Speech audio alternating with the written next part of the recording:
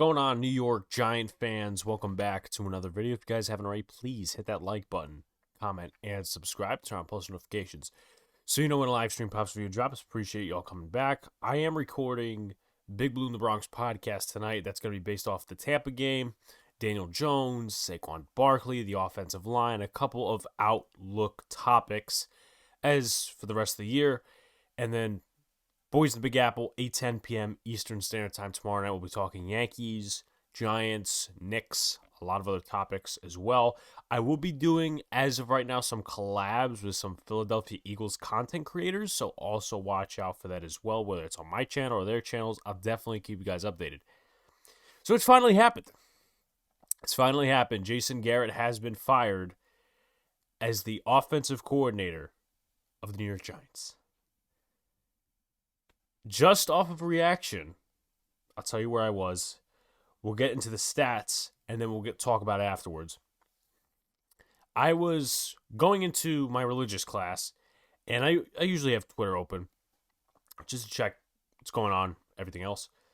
And someone comments on a thread, John Mara, yeah, he finally let Joe Judge fire Jason Garrett. I'm like, what are you talking about? So I refresh my Twitter.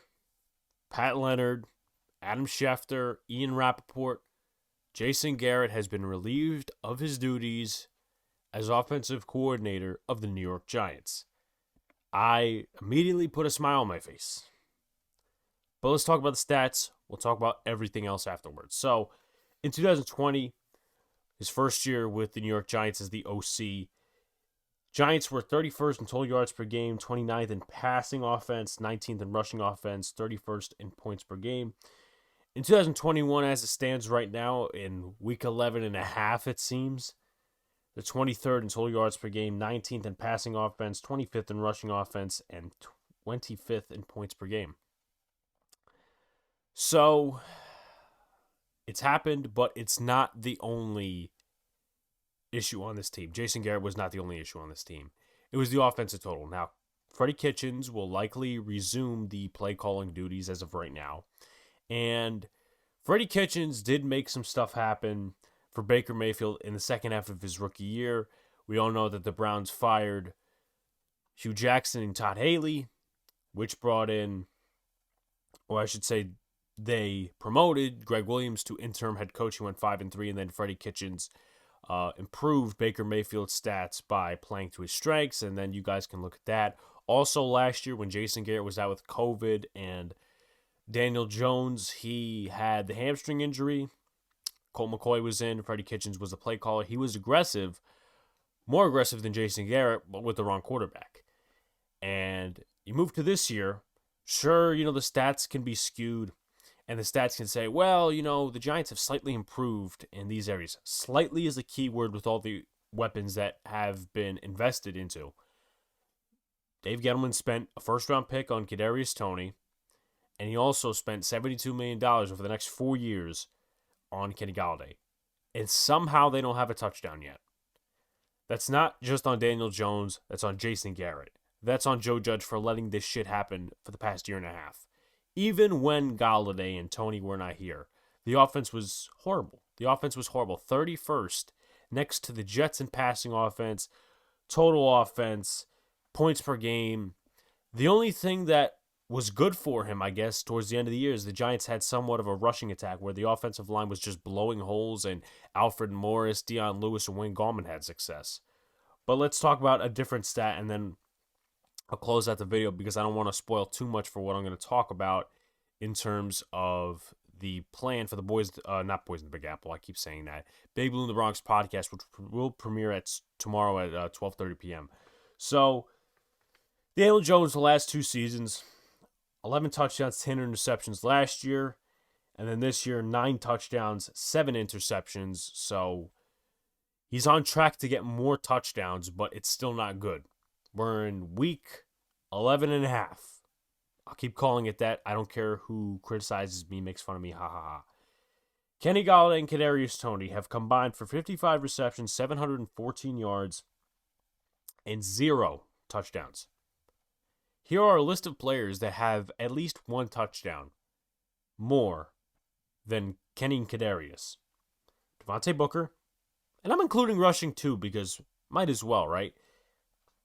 Devontae Booker, Eli Penny, Saquon Barkley, Kyle Rudolph, Evan Ingram, Dante Pettis, Darius Slayton, Sterling Shepard, Andrew Thomas.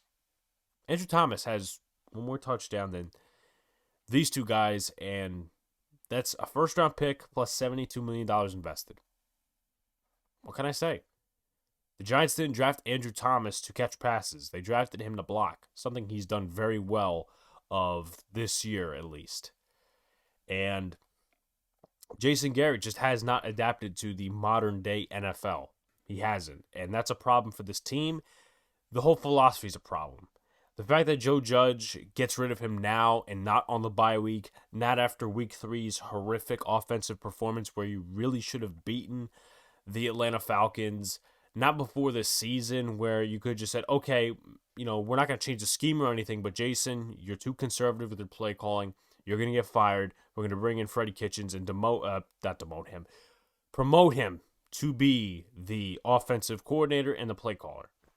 I mean, they hired how many college coaches to be assistants on both sides of the ball, and this team has really not improved. Defense, obviously, we'll talk about in the episode of the Big Blue in the Bronx podcast tomorrow, or at least you'll see what I'm talking about in terms of that. But Jason Garrett's gone. That's not going to be the only head to roll. I believe Dave Gettleman's going to be gone at the end of the year. If anything more goes awry, Joe Judge will be gone as well. Daniel Jones, maybe.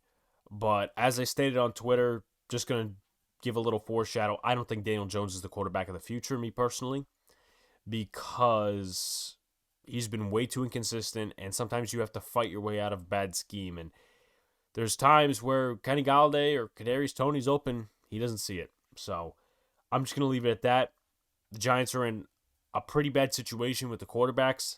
I've been trying to deny it all these weeks, but they really don't have a slam dunk option for next year in terms of the draft. Kenny Pickett's probably the best in my opinion.